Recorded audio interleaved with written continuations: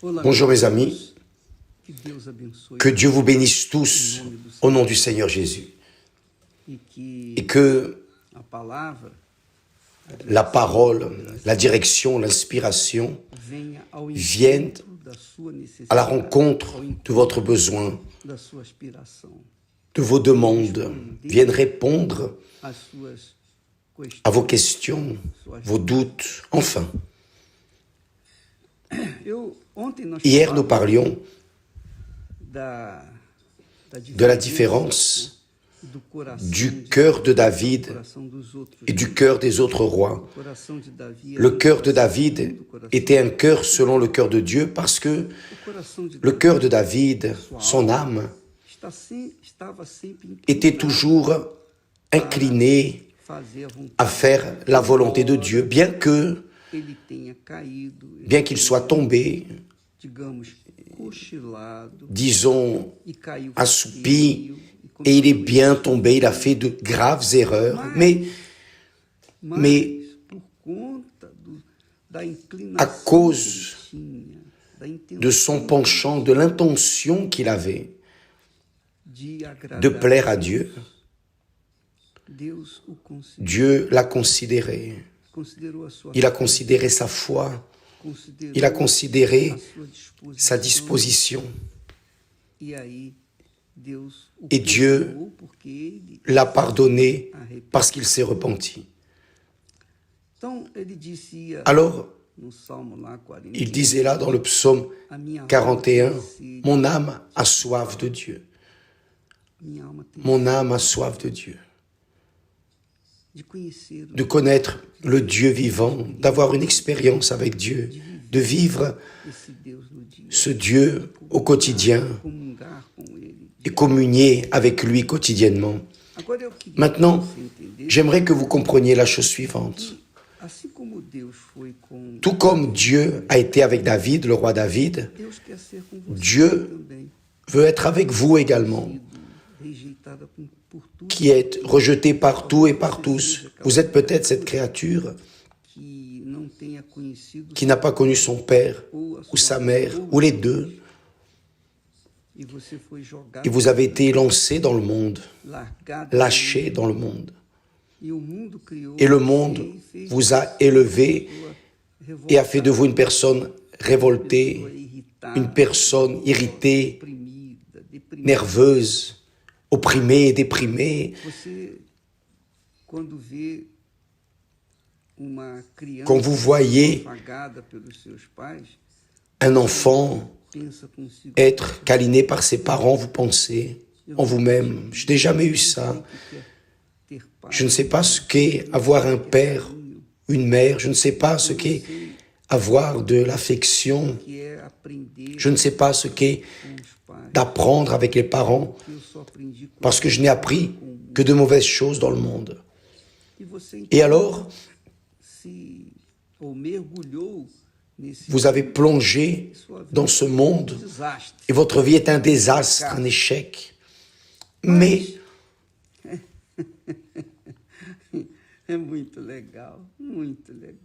c'est incroyable, incroyable ce que je vais vous dire maintenant. Incroyable parce que même si vous aviez eu un père, une mère, une famille, mais sans l'Esprit de Dieu, vous n'aviez rien, vous n'avez rien. C'est vrai au fond. J'avais ma maman que j'aimais beaucoup, beaucoup. Mon père aussi. J'ai eu des parents, des frères, j'en ai encore des frères, des parents. J'ai une famille, j'ai une épouse, j'ai des enfants. Dieu m'a donné une famille merveilleuse. Maintenant, rien ne se compare au Saint-Esprit, au fait d'avoir le Saint-Esprit. Rien ne se compare. Ce n'est pas seulement par ce qu'il fait en nous, apportant la paix, portant la joie, nous rendant heureux. Non. Cela est glorieux, bien sûr, c'est magnifique, Mais le plus important,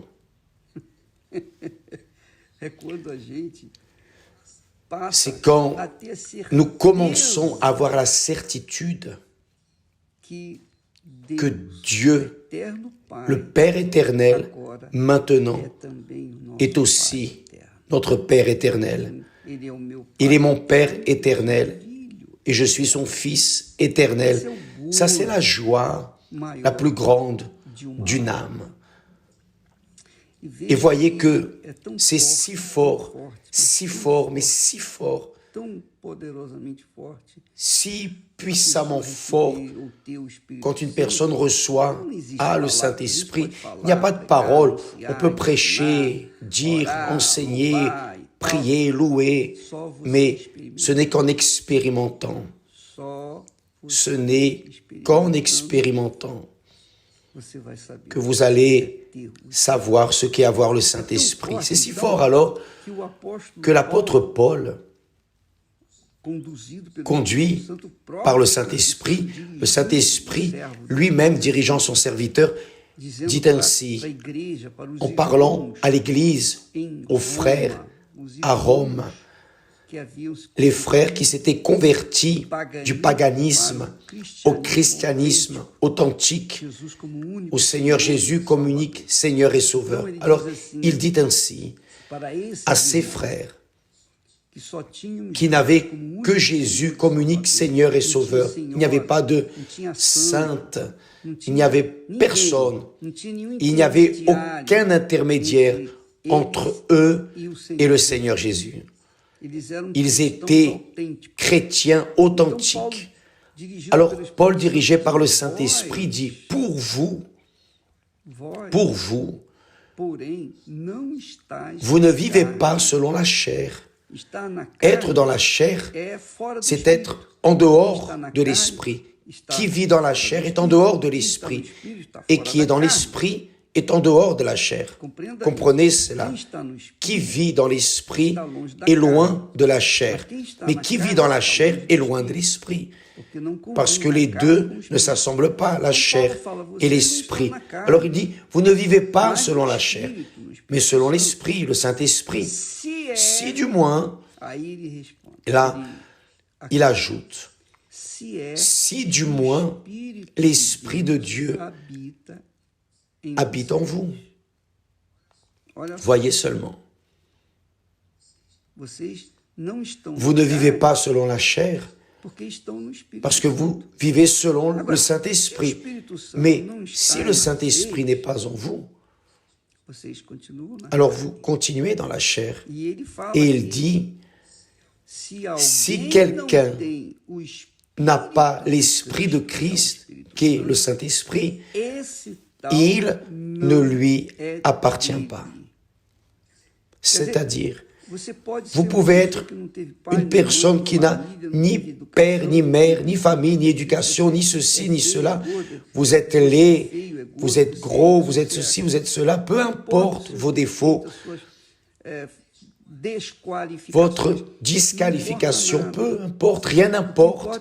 Ce qui importe est le suivant. Vous avez le Saint-Esprit, vous vivez selon l'Esprit. Vous n'avez pas le Saint-Esprit, vous n'êtes pas en Christ, vous n'êtes pas dans l'Esprit, vous n'appartenez pas au Seigneur Jésus. Ah, évêque, mais je parle en langue. Vous pouvez parler en langue, vous pouvez ne pas parler, peu importe. Ce qui est important est le suivant. Si vous avez le Saint-Esprit, vous êtes en Christ, vous appartenez au Seigneur Jésus-Christ. Si vous n'avez pas le Saint-Esprit, vous n'avez rien, vous êtes vide, vous êtes pauvre, misérable et malheureux. Vous pouvez parler en langue, vous pouvez parler n'importe quel genre de langue, vous pouvez prophétiser, guérir les malades, vous pouvez avoir des dons, des talents, ce que vous avez, vous pouvez avoir de l'argent. Si vous n'avez pas le Saint-Esprit, vous n'appartenez pas à Jésus. Vous saviez ça? Évêque. Là, beaucoup de personnes viennent avec de nombreuses questions. Mais, et si ceci, et si cela, mais je suis ainsi, je ne marche pas dans le péché, et ceci, et cela. Mes amis, quand la personne a le Saint-Esprit, elle sait qu'elle l'a. Quand elle ne l'a pas, elle est dans le doute. Aussi insignifiant soit le doute, c'est déjà un symptôme qu'elle ne l'a pas. Elle n'a pas le Saint-Esprit. Et si elle n'a pas le Saint-Esprit, elle n'appartient pas à Jésus. Immédiatement, si elle n'a pas le Saint-Esprit, elle ne peut pas exiger de Dieu une vie de qualité, une vie différenciée qu'il promet. Dieu promet. Il promet de faire la différence entre celui qui est juste et celui qui est méchant, pécheur, entre celui qui sert et celui qui ne sert pas Dieu. Alors, il y en a beaucoup qui vivent dans l'Église, sont, disons, des personnes correctes, etc., n'ont pas le Saint-Esprit et croient en Jésus. Et si je meurs, bon, si vous mourrez, Dieu sait où vous allez. Ce n'est pas moi qui vais vous dire où vous allez. Il y a une chose que je sais. Quand la personne a le Saint-Esprit, elle sait. Quand elle meurt, elle sait, avant de mourir, où va son âme. Quand la personne n'a pas le Saint-Esprit, elle n'a pas la certitude. Elle n'a la certitude de rien, absolument de rien, rien. C'est là où c'est écrit, si quelqu'un n'aime pas cette parole, pense que c'est une exagération, exigée de Dieu, c'est lui qui parle ici, à travers son serviteur. Si quelqu'un n'a pas l'Esprit de Christ, il ne lui appartient pas. Il ne lui appartient pas. Et s'il n'appartient pas au Seigneur Jésus, à qui appartient-il? Jésus a dit à un moment, personne ne peut servir deux maîtres, où il plaira à l'un et méprisera l'autre, ou il plaira à l'autre et méprisera le premier. Personne ne peut servir Dieu et mammon. Personne ne peut servir Dieu et l'argent. Personne ne peut servir Dieu et soi-même. Personne ne peut servir Dieu et sa propre famille, ses rêves, ses projets. Non. Personne ne peut servir deux maîtres. Quand on ne sert pas Jésus, on sert le diable, qui, évidemment, est symbolisé par les choses et personnes qu'il y a dans ce monde. Alors, où vous êtes, ou vous n'êtes pas de Dieu. Où vous êtes, ou vous n'êtes pas de Dieu. Où vous êtes du Seigneur Jésus-Christ, ou vous ne lui appartenez pas. Donc, que cela reste bien clair. Quand nous faisons cette campagne du jeûne de Daniel, c'est pour éveiller la foi des personnes, pour qu'elles viennent chercher le Saint-Esprit, pour qu'elles aient l'Esprit du Seigneur Jésus et puissent réellement être des personnes différenciées, avoir une vie différenciée, de qualité, non sans lutte, non sans tribulation, mais de qualité.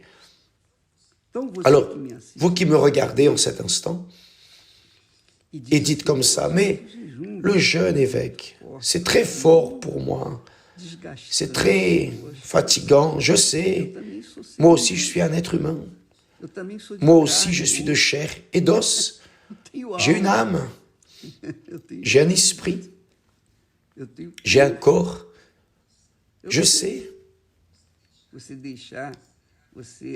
Abdiquer d'informations séculaires, de divertissements, abdiquer de choses que la chair, que l'âme désire, veulent. Vraiment, c'est douloureux. Mais si vous voulez le meilleur, vous devez faire le meilleur. Si vous voulez une vie différenciée, vous devez faire la différence.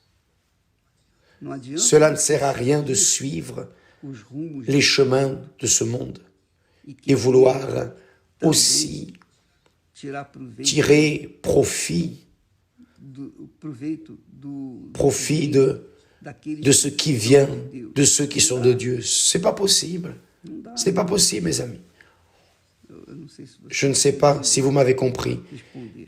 Je vais répondre. Vous voulez une vie de qualité. Vous voulez être parmi ceux qui servent Dieu, ceux qui sont justes. Vous voulez être parmi ceux qui sont du Seigneur Jésus, lui appartiennent. Et même si vous n'avez pas eu d'être cher ou si vous n'avez pas de famille, vous n'avez personne qui vous attend le soir avec la nourriture prête, les vêtements lavés, peu importe.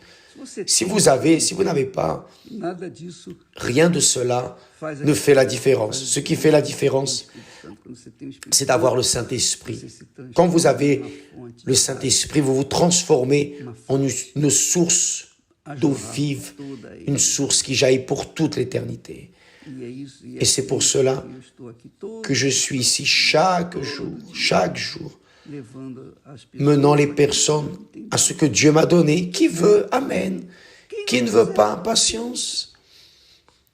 Je ne suis candidat à rien. J'ai déjà été élu.